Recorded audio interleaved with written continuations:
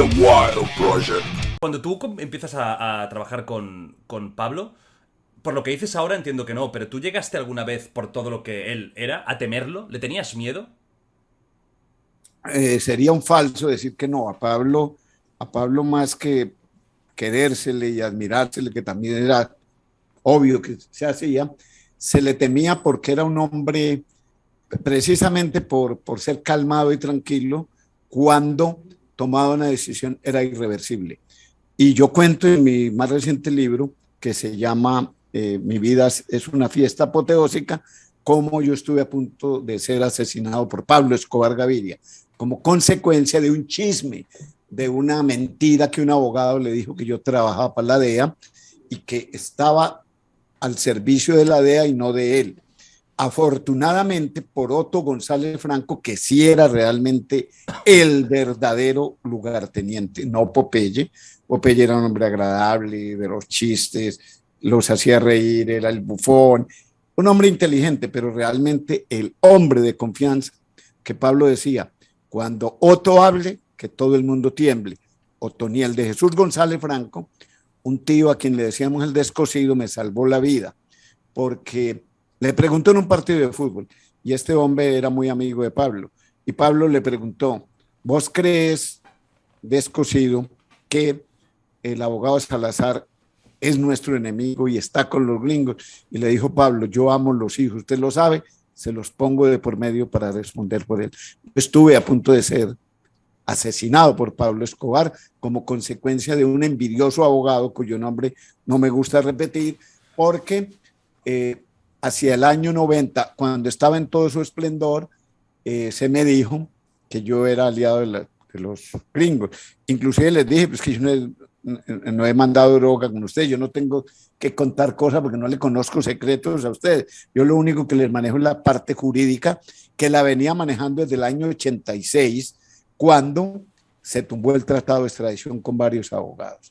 Y por supuesto que el hermano Roberto me lo confirmó que eso fue cierto, y este abogado sí terminó exiliándose en España porque se robó una plata cuando la constituyente, él dijo que le había dado a 10 más de constituyentes en esa época 1.000 millones, y fue falso, y ese abogado sí le tocó salir del país para que no lo matara Pablo Escobar.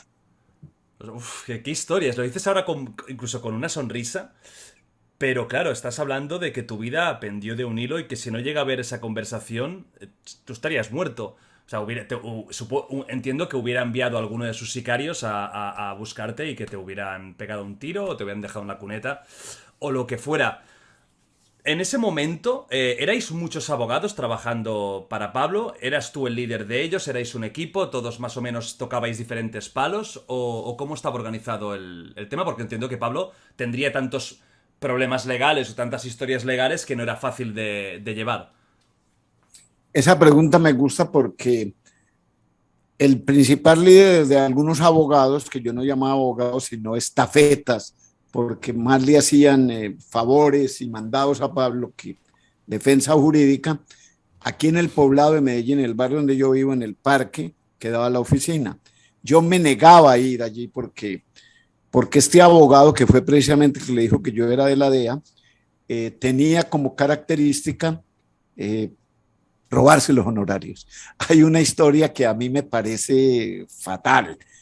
Hay un abogado que fue y es el cuñado de un hombre que fue alcalde de Medellín, Alonso, el señor Alonso Salazar, y la historia es que cuando matan al ministro Lara Bonilla, Pablo Escobar, a través de este abogado, contrata a varios abogados, entre ellos a mi persona. Yo cobré por aparte, pero un abogado que defendió a Quesito, que fue el que mató, dijo, ve Pablo, la defensa vale 400 millones. En año 84, 400 millones de pesos, era mucha plata. Fue donde el abogado y le dijo, ve, Pablo Escobar dio 40 millones para la defensa, y le dijo, bueno, está bien, dámelo. Dijo, no, pero yo te debo descontar el 20% de esos 40 millones, te doy 32 porque yo soy intermediario. Se quedó con 368 millones y la defensa la pagaron 32. Es decir, se ganó más de 11 veces lo que el abogado en 10 años de una defensa legal. Ese era el abogado. Yo nunca quise hacer parte de ese staff.